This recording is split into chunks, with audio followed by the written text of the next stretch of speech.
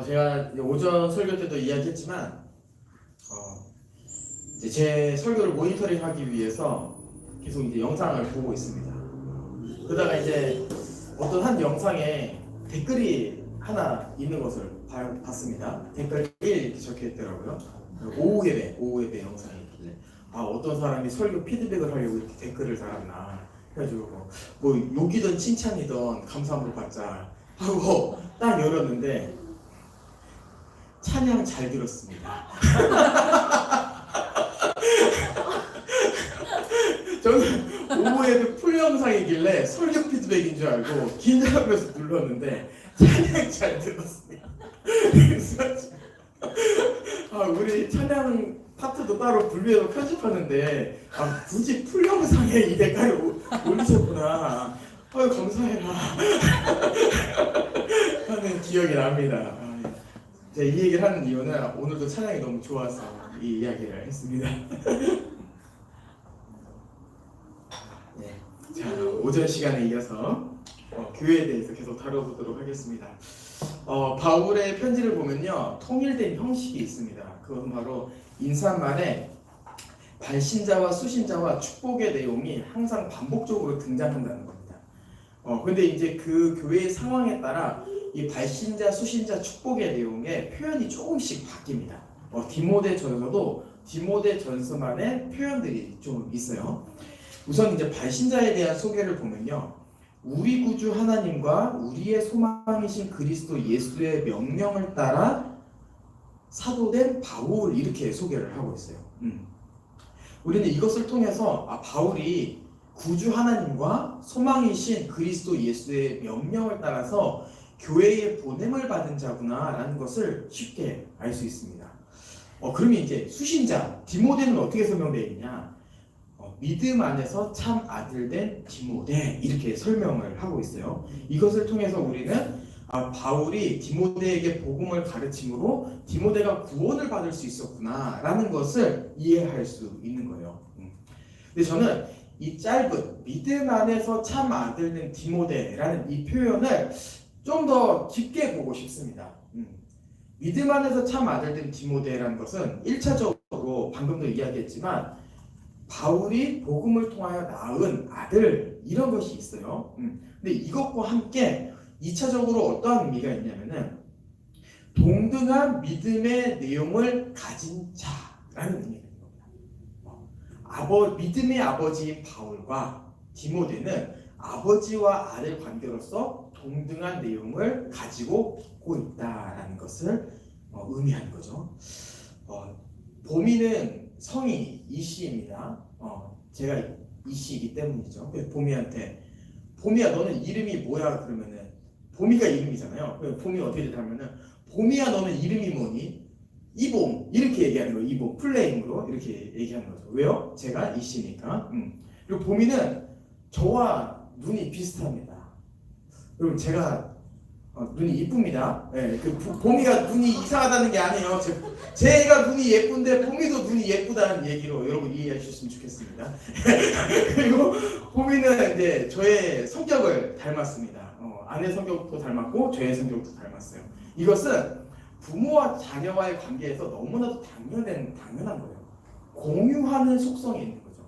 유성이도 마찬가지예요. 유성이도 최유성이죠. 왜요? 아빠 이름이 최씨니까 아빠의 성이.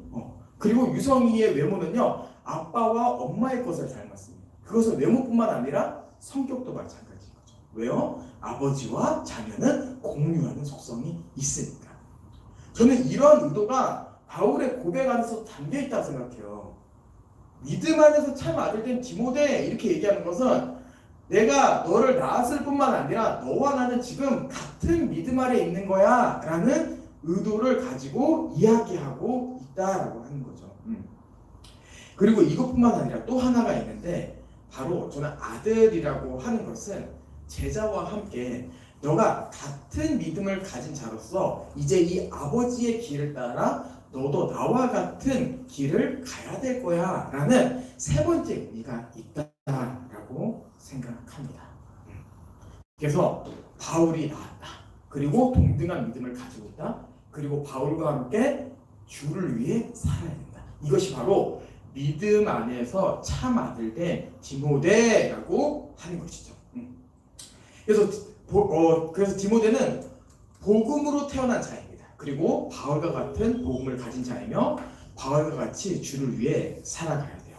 근데 이것은요 디모데에게만 이제 속한 것이 아닙니다.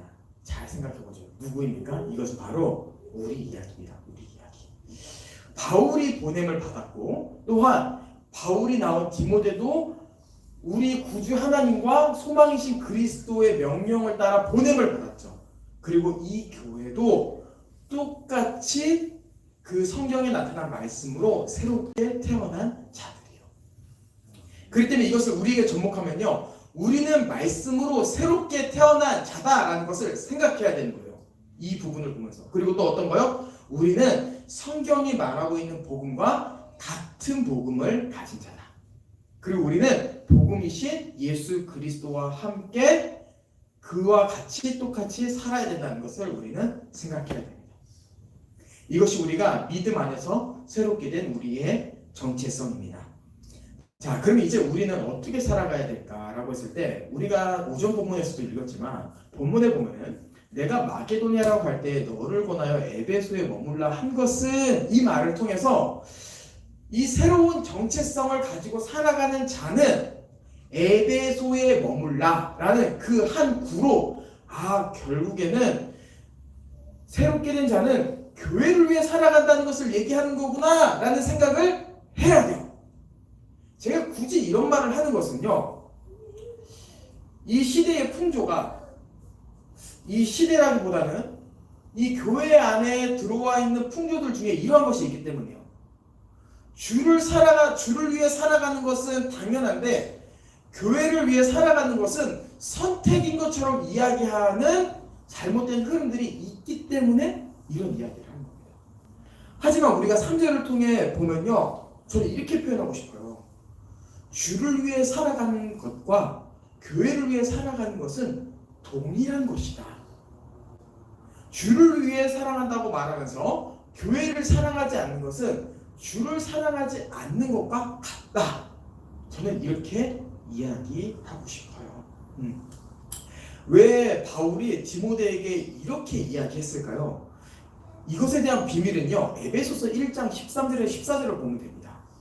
에베소서 1장 13절부터 14절은요, 방금 제가 이야기했던 이 내용을 보충해주는 본문입니다.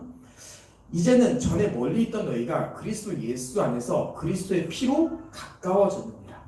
그는 우리의 화평이신지라 둘로 하나를 만드사 원수된 것 곧 중간에 막힌 담을 육체로 하시고. 그럼 이것은 단순히 예수 그리스도께서 우리를 구원하셨다는 얘기래 라고 이해할 수 있습니다. 하지만 본문의 표현들을 잘 보면요, 이것은 예수 그리스도와 나 개인의 관계를 설명하는 본문이 아니에요. 본문의 표현에 보면은 이렇게 돼 있어요. 너희가 그리스도 예수 안에서 그리스도의 피로 가까워졌느니라. 이건 문장이 이상하죠? 그리스도가 등장했는데 그리스도를 수단으로 얘기하는데 그리스도와 내가 가까워졌다고요? 이거는 말이 이상한 거예요. 너희는 그리스도와 나를 얘기하는 게 아니라는 것을 이 문맥을 통해서, 문법을 통해서 알 수 있는 거죠. 그럼 여기서 말하는 너희는 누구냐라고 했을 때 바로 에베소 교회 안에 있었던 유대인들과 이방인들을 얘기하는 겁니다. 그들은 원래 원수였어요. 근데 얘기하는 거예요. 원수였던 너희 이제 그리스도의 피로 가까워졌어. 이렇게 얘기하는 거예요. 하나됨을 강조하는 거야. 하나됨. 그리고 이것을 바울은 똑같이 디모데에게 접목시키는 거예요. 디모데, 너는 이제 너 한 사람이 아니라 너는 에베소 교회의 목회자이면서도 그 안에 속한 하나야, 한 몸이야 라고 얘기하는 거죠.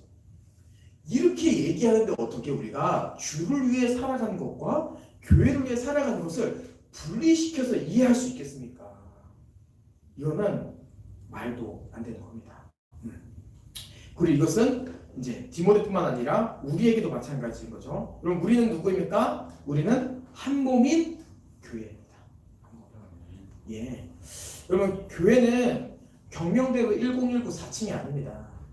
여기는 예배당입니다. 예배당. 교회는 바로 우리 공동체인 거죠.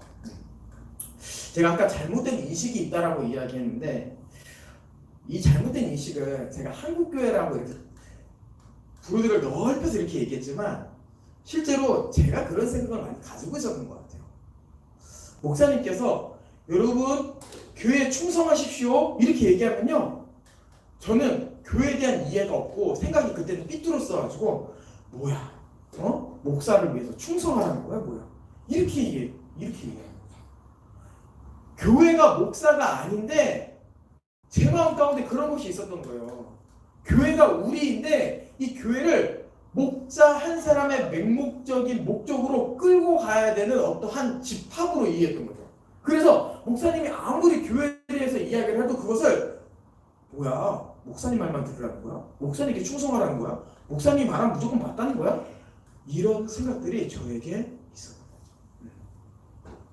그리고 뭐 목회자한테 목사한테 서운한 일이 있으면은 이제 그렇게 생각하는 겁니다. 뭐 교회가 이 교회밖에 없는 줄 알아? 그 옆교회 가는데 이렇게 생각하면서 우리라는 개념이 계속해서 빠져가는 것 같아요.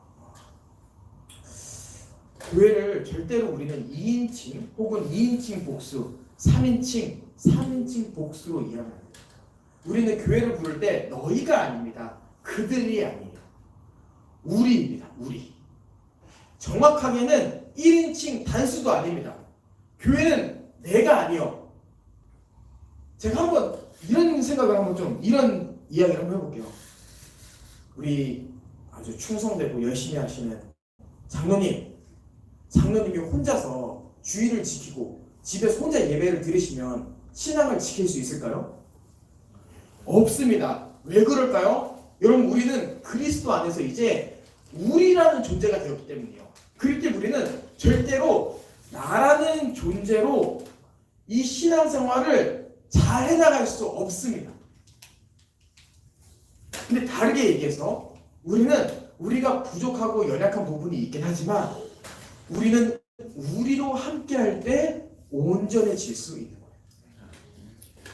저는 이런 부분을 통해서 계속 이야기하고 싶어요. 여러분 우리는 진짜 공동체적 존재인 나가 아닌 우리입니다. 이것을 계속 여러분에게 강조하고 싶은 거예요. 여러분 개인의 경건이 존재합니다. 개인의 경건은 너무나도 중요해요. 우리가 일상 가운데 기도하는 것, 일상 가운데 하나님 앞에 삶의 예배를 드리는 것 너무나도 중요합니다. 그리고 이것이 신앙인에게 있어서 아주 중요한 방향성이죠. 저는 그래서 집사님들이 대표 기도할 때 그래서 삶 가운데 있는 모습을 회개하고 삶 가운데 주를 위해 살게 해주세요, 주를 위해 사랑하게 해주세요가 다 그런 개인 경건 안에서 나오는 신앙의 고백, 대표 기도 제목이라고 생각해요.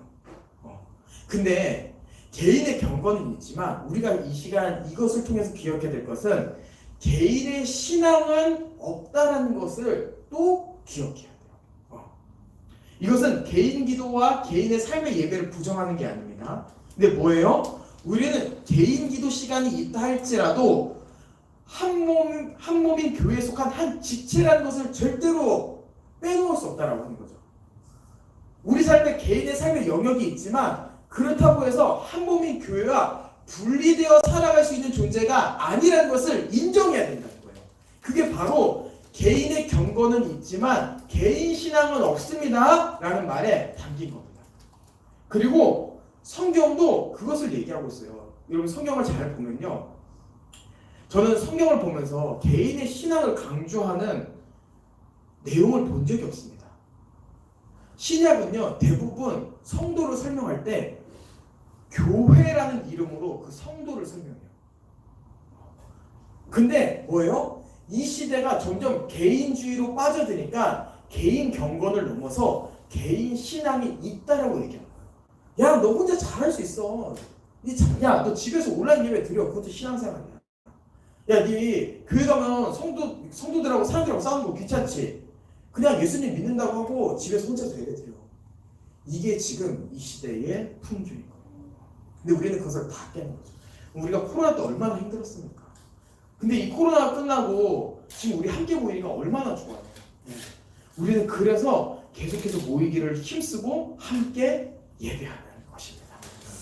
저는 이 시간 이 자리에 있지 않았다면은 찬양의 감동, 말씀의 은혜 집에서 절대로 경험하지 못했을 것 같아요. 주님께서 이 하나로 모인 교회 안에서 주님께서 성령의 충만한 은혜를 허락하여 주시는 거죠. 네, 아멘. 우리는 교회답게 교회로서 우리라는 생각을 가지고 나아갔으면 좋겠어요. 네. 자, 그렇다면 이제 우리는 교회가 된 자로서 어떻게 행동해야 될까라고 했을 때 이제 오늘 본문이 나옵니다. 너를 지도한 예언을 따라 그것으로 선한 싸움을 싸우며 믿음과 착한 양심을 가지라 이렇게 돼 있어요. 여기서 선한 싸움은요 정확하게는 이겁니다. 우리 오전에 얘기했죠. 다른 교훈이 들어왔을 때 그것을 내어 쫓고 교회 안에 있는 복음을 지키라. 이게 선한 싸움이에요. 근데 크게는 이 다른 교훈이 들어왔을 때 지키는 것뿐만 아니라 우리의 모든 삶을 살아가는 게 선한 싸움입니다. 네. 그러면 이 선한 싸움은 뭐냐라고 했을 때 여러분 뭘 것 같으세요? 여러분 제가 괜히 이 시간에 오전 예배와 똑같은 본문을 잡은 게 아닙니다. 선한 싸움을 싸우는 게 뭘까요? 여러분 다 지금 머릿속에 있으신데 입으로만 안 나오시는 것 같아요. 사랑입니다. 사랑. 네. 여러분 싸움과 사랑은요 굉장히 대조되는 단어입니다. 맞죠? 사랑은 안아준 거고 싸움은 밀어내는 거죠. 근데 대상이 다르니까 함께 갈 수 있는 거예요. 지체는 사랑하되 거짓 교훈은 싸우는 것. 이게 바로 우리가 싸워야 될 선한 싸움인 거예요. 우리는 다른 교훈이 들어와도 밀어내야겠지만 사랑함을 통해서 이 교회를 지킵니다. 뭐 교회를 지킨다고 해서 막 방패 들고 막 칼 들고 안 되면 막 드럼치라도 들고 막 이런 게 아니라 그냥 우리는 우리로서 너무 행복하고 이 지체의 귀함을 알고 계속해서 함께하고 싶고 이런 게 사단이 우리를 공격하지 못하는 방법. 이런 걸 생각하면요 사단은 정말 다양하게 공격하는 것 같아요. 어떻게요? 야, 옆에 곽집사님 됐어. 그냥 친해지지 말고 그냥 이성국 목사 니 혼자 그냥 설교 대주 하다가 나중에 개척해. 야, 송집사님 친해질 필요 없어요. 성경은 계속 우리의 개념을 얘기하는데 사단은 우리를 공격하는 방법이 진리를 잃어버리게 만드는 것도 있지만 옆에 있는 지체의 소중함을 잃어버리게 만드는 거예요. 이것도 사단이 우리를 공격하는 방법인 거죠. 여러분 혹시 그런 마음이 든 적이 있으십니까? 코로나 중에 그런 마음이 생긴 적 있습니까? 여러분 그거 사단이 우리를 공격하는 시도입니다. 그거 그래 뭐 별거 있어 신앙생활? 그런 그냥 우리가 잠깐 들었던 그 생각이 아니라 사단이 여러분을 그 틈을 타서 집중적으로 공격했던 거예요. 근데 우리가 지금 이 자리에 있는 것은 그 사단의 공격을 이기고 방어하고 지금 이 자리를 지키고 있는 거죠. 네. 그럼 우리는 선한 싸움을 싸우기 위해 살아야 돼요. 그리고 이 선한 싸움을 잘 싸우기 위해서는 본문이 딱 얘기하는 거예요. 선한 싸움을 싸우며 믿음과 착한 양심을 가지라 이렇게 얘기하는 거예요. 믿음과 착한 양심은요 우리를 더욱더 선한 싸움을 잘 싸우게 만드는 무기가 됩니다. 자, 믿음이 뭐였습니까? 바로 예수 그리스도 안에서 흔들리지 않는 참 믿음. 예수 그리스도만이 우리의 구원자라고 하는 그 믿는 믿음. 선한 양심이 무엇이었습니까? 선한 양심, 예전에 그런 더러운 양심, 죄를 쫓고자 하는 그 양심이 아니라 이제 죄를 멀리하고 주를 위해 살고 싶어하는 마음, 양심. 이것이 바로 선한 양심이었죠.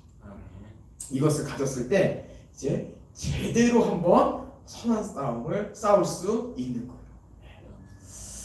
이 선한 싸움은요 디모데만의 영역이 아닙니다. 그리고 목회자들만의 영역이 아니에요. 이 선한 싸움은요 목회자를 중심으로 모든 성도들이 참여해야 되는 싸움입니다. 그럼 저는 이런 얘기를 하니까요 갑자기 그 한 장면이 생각나요. 그 영화 저는 어벤져스 영화를 참 좋아하는데요. 마블 영화를 좋아해요. 거기서 이제 캡틴 아메리카가 나와서 타노스를 죽이려고 합니다. 타노스는 보라색 괴물이에요. 근데 얘가 되게 세요. 근데 걔가 나타나는데 이제 갑자기 캡틴 아메리카 딱 서 있는데 그 여러분 보셨나요? 제가 지금 왜 이걸 스포일러 하고 있나요? 제가 이거 안 보셨죠? 그래서 스포일러 할 수밖에 없는데 제가 뭘 얘기하고 싶었던 거냐면요. 명장면이 뭐냐면은 캡틴 아메리카가 어셈블 하는데 거기에 캡틴 아메리카를 포함한 모든 히어로들이 캡틴 아메리카 뒤에 서 있습니다. 그 장면이 엄청난 명장면이에요. 근데 저는 이것을 교회에 비춰봤을 때 우리 하나님 목사님이 어셈블 딱 하는데 뒤에 아무도 없어. 뒤에 그냥 사단이 막 앞에 막 이 타노스 같은 사단이 우리를 막 공격하고 막 교회를 해치려고 하는데 혼자 어셈블. 여러분 이거는 주님이 원하시는 교회의 모습이 아니에요. 주님이 원하시는 교회의 모습이 뭐예요? 어셈블 했을 때 뒤에 막 박 집사님, 송 집사님, 김 집사님 해가지고 막 여기 있는 모든 성도들이 다 서서 으아 싸우자 믿음과 착한 형식 막 이러면서 달려가는 거 이게 바로 주님이 원하시는 아름다운 교회의 모습인 거죠. 저는 이것을 꿈꾸는 거예요. 그리고 저는 이런 모습이 우리 교회에 현재 진행형으로 있고 또 미래에 바라보고 있어서 너무 행복합니다. 네, 이제 설교 때 이런 얘기를 했는지 모르겠지만 저희 마음에는 그런 마음이 있어요. 한 사람 한 사람의 섬김이 참 귀하다.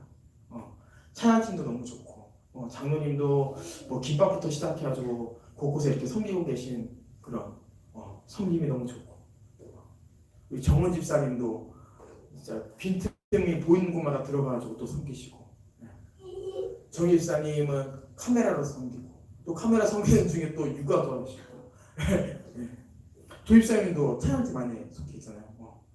그런 섬김 하나하나가 너무나도 좋고 결국에 우리 교회가 가야 될 이 선한 싸움은 이 모습을 잘 지키는 거구나 라는 생각이 계속 들어요. 네. 이러한 모습 안에서 우리가 잘 교회로 살아갔으면 좋겠고 그리고 우리가 또 소망한다고 하잖아요. 우리가 여기서 만족하지 말고 더 전진해 나갔으면 좋겠습니다. 하나님은요 우리가 한 몸이잖아요. 그래서 한 몸으로서의 모든 필요한 것들을 이 교회 안에 부으셨어요. 제가 교회의 신비, 교회의 원리에 대해서 잠깐 이야기하고 말씀을 마치려고 하는데요. 교회는 참 놀라운 곳입니다. 모든 교회는 다 완벽해요. 왜 완벽하냐면은 교회는 한 몸으로서 다양한 지체가 살아가는데 예를 들어서 교회에 100명이 있다라고 한다면은 주님께서 그 한 사람 한 사람에게 100분의 1의 은혜를 줍니다. 100분의 1. 자, 그러면 그 100분의 1의 은혜를 가진 성도들이 한 자리에 모였을 때 그 100분의 1은 뭐가 됩니까? 1이 되죠. 1. 100이 된다고요?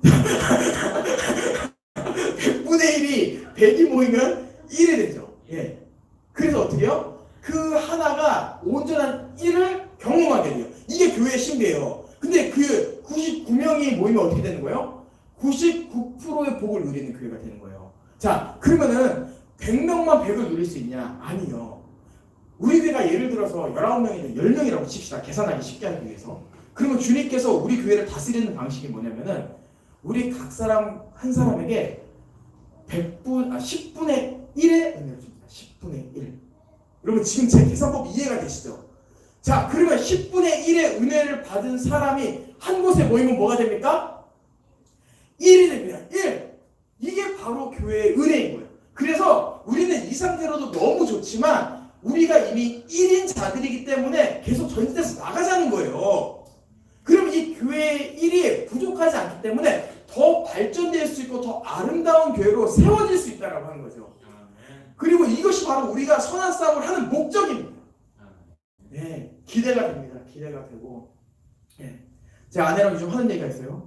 혹시 사모님 여기 있나요? 네. 그래요? 몸이 재워라고. 오케이. 다행이네요. 좀 더 편하게 얘기하겠습니다. 요즘에 아내와 이런 얘기를 해요. 뭐냐면은 이런 얘기 함부로 하면 안 되는데. 그래도 이야기하겠습니다. 요즘 너무 마음이 좋아가지고. 여러분 저의 꿈은요 개척입니다. 개척. 개척을 하고 싶어요. 그런 중에 이제 담임 목사님의 콜을 받게 됐고 의회남북교회 오게 됐어요.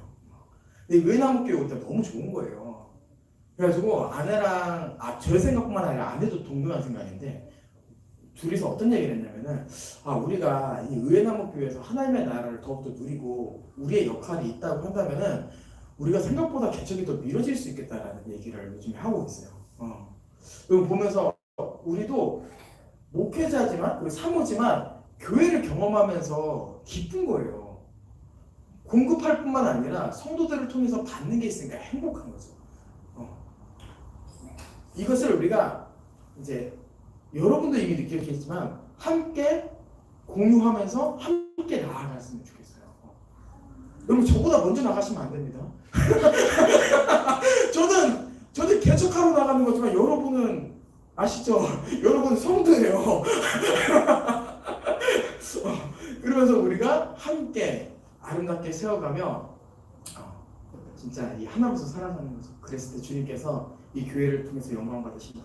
그리고 이렇게 살아갔을 때 나는 대형교회 하나도 안 부럽다. 제가 오전석에도 잠깐 얘기했지만 인원이 늘어나는 거 그런 거 우리에게 중요하지 않다. 중요한 거는 인원과 상관없이 우리 안에 복음이 있느냐, 우리가 복음 안에 서 있느냐, 이것만 있다면 우리는 이 교회가 문 닫을 때까지 우리만 있다 할지라도 주님께서 칭찬하신다 생각 가지고 있습니다. 이 생각 붙잡고 함께 교회를 위해 살아가는 우리 모두가 되길 주님의 이름으로 축복합니다.